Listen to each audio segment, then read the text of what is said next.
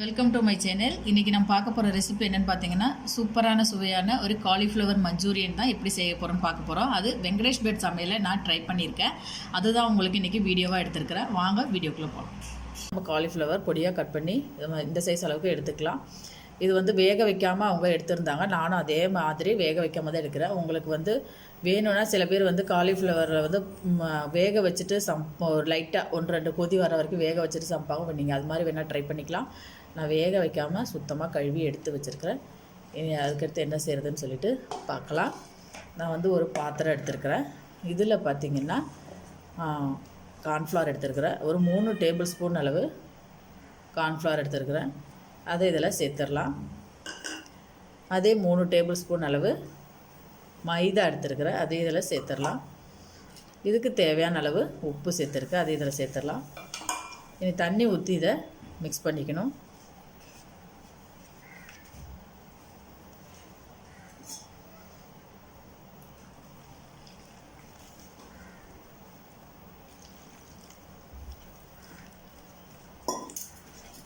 கட்டிகள் இல்லாமல் நல்லா ரெண்டு மாவையும் நல்லா மிக்ஸ் பண்ணி எடுத்துக்கலாம்.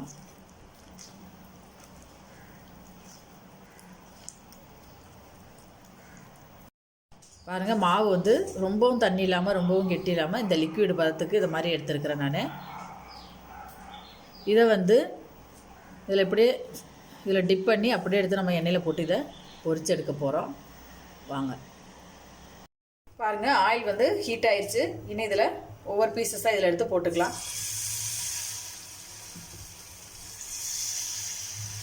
நல்லா கிறிஸ்பியாக வேக வச்சு எடுக்கணும். இதை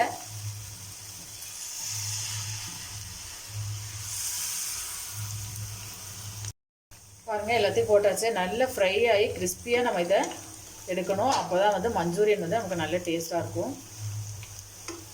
இது ஒரு பக்கம் நல்லா வெந்து வரட்டும்.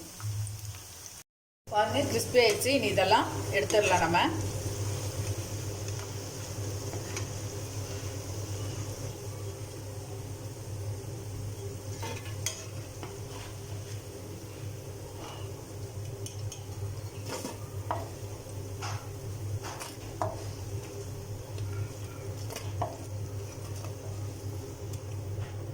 பேலன்ஸ் உள்ளதையும் போட்டு எடுத்துக்கலாம்.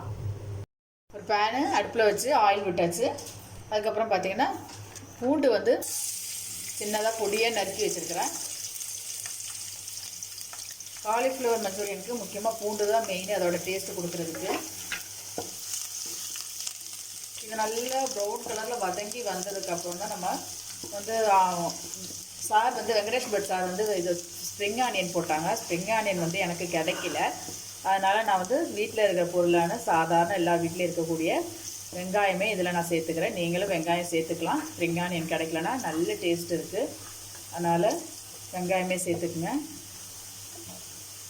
இது நல்லா வதங்கி அந்த கோல்டன் ப்ரௌன் கலரில் வரணும்.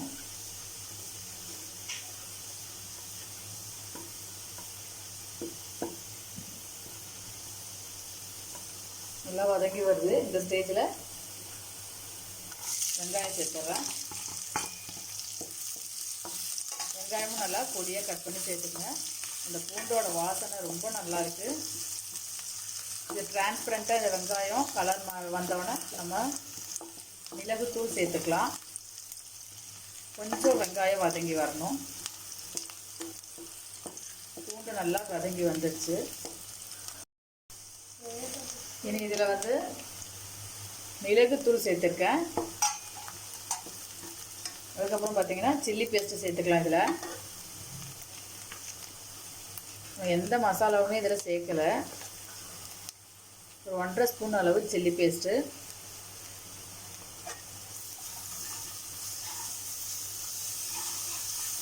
இதை நல்லா வதக்கி விட்டுக்கலாம். சிம்மில் வச்சுருங்க, கரியாமல்.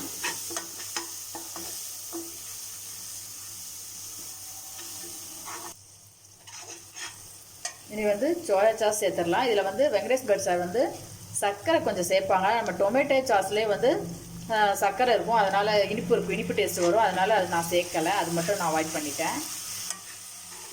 இனி டொமேட்டோ சாஸ் சேர்த்துக்கலாம்.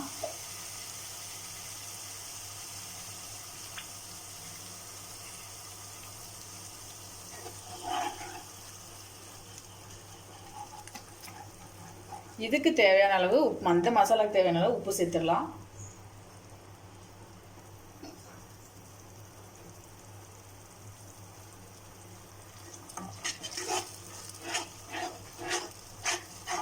இது லாஸ்ட்டாக என்ன சேர்க்க போகிறோம்னு பார்த்தீங்கன்னா, கார்ன்ஃப்ளவர் வந்து ஒரு 2 டேபிள் ஸ்பூன் கார்ன்ஃப்ளவர் வந்து தண்ணியில் கரைச்சி லிக்விடாக வச்சுருக்கேன். அதை இதில் சேர்த்துடலாம். அப்போ தான் இது வந்து கெட்டித்தன்மை கொடுக்கும்.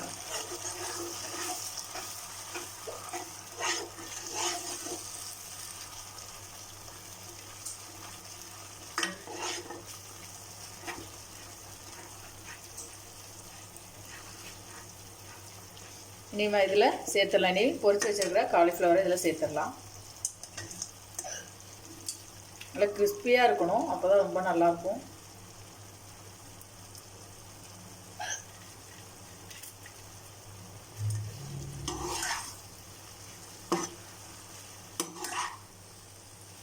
இதெல்லாம் மிக்ஸ் பண்ணிவிட்டு லாஸ்ட்டாக ஸ்ப்ரிங் ஆனியன் மேலே தூவாங்க, என்கிட்ட இல்லை.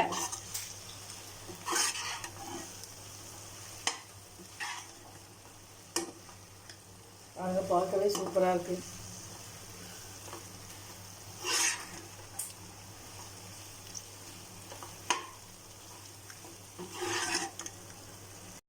பாருங்கள், நம்மளோட காலிஃப்ளவர் மஞ்சூரியன் சூப்பராக ரெடி ஆகிருக்கு. கண்டிப்பாக நீங்களும் ட்ரை பண்ணி பார்த்துட்டு எனக்கு ஃபீட்பேக் சொல்லுங்கள். இந்த வீடியோ பிடிச்சிருந்துச்சுன்னா உடனே ஒரு லைக் கொடுங்க. உங்கள் ஃப்ரெண்ட்ஸுக்கும் ரிலேட்டிவ்ஸ்க்கெலாம் ஷேர் பண்ணி விடுங்க. தேங்க்யூ.